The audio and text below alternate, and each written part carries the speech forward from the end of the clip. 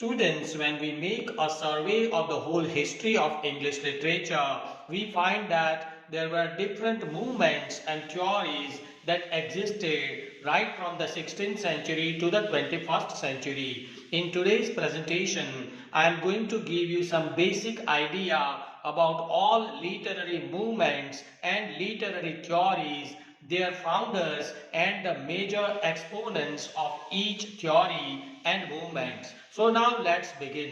We begin with the first movement, that is known as Reformation movement, which was heralded by Martin Luther in 1517. And then during the 18th century, we have another movement, that is neoclassicism, and Alexander Pope was the most outstanding exponent of neoclassicism in English poetry. Then we have romanticism.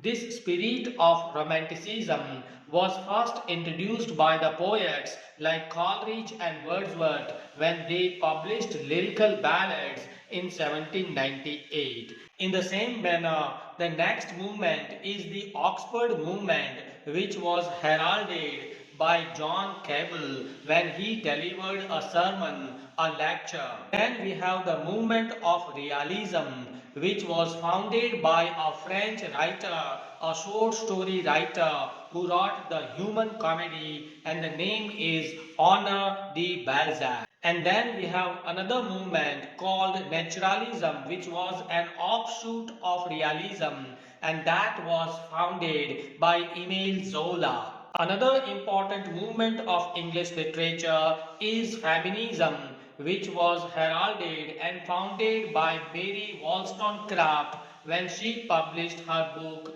Vindication of the Rights of Women in 1792. And then we have different phases of feminism. Another movement that is important to be noticed during the 19th century was pre-Raphaelite poetry, which was founded by D.G. Rossetti. Again, during the 19th century, we come across another movement, and that was the movement of art for art's sake, or aestheticism, and that was initiated by Immanuel Kant and Oscar Wilde, Walter Pater, and so many others were the major followers of aestheticism in literature.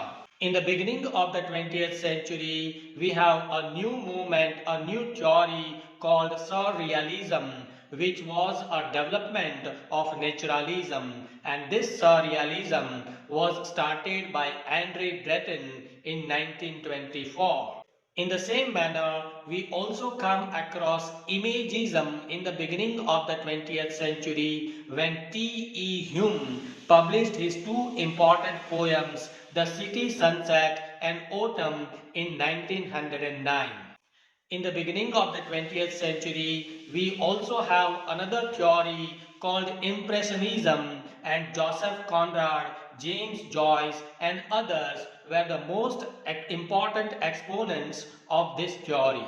In the mid 20th century, we have another movement called absurdism or existentialism in literature, and that was propounded by Samuel Beckett, Franz Kafka, Harold Pinter, and so many others. During the 20th century, again, we have a new movement called Orientalism, which was propounded by Edward Said when he published a book entitled as Orientalism. During the 20th century, we have Russian formalism, which was again propounded by Viktor Slowsky. Again, we also come across structuralism, which was initiated by Ferdinand de Saussure.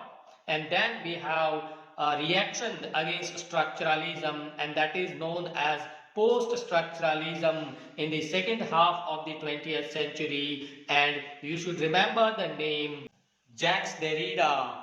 He started post-structuralism in 1966. In the second half of the 20th century, we also have new historicism, which was initiated and propounded by an American critic, Stephen Greenblatt. Ecocriticism is also a latest theory in literature which was propounded by John Meeker when he published The Comedy of Survival in 1972.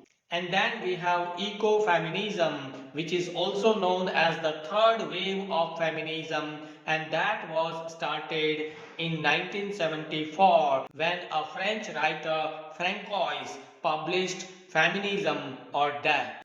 And the last thing that we see in 21st century is gynocriticism, which was propounded by Ellen Showalter when Showalter published Towards a Feminist Poetics in 1979. So these are some important movements and theories, their major writers and founders in literature.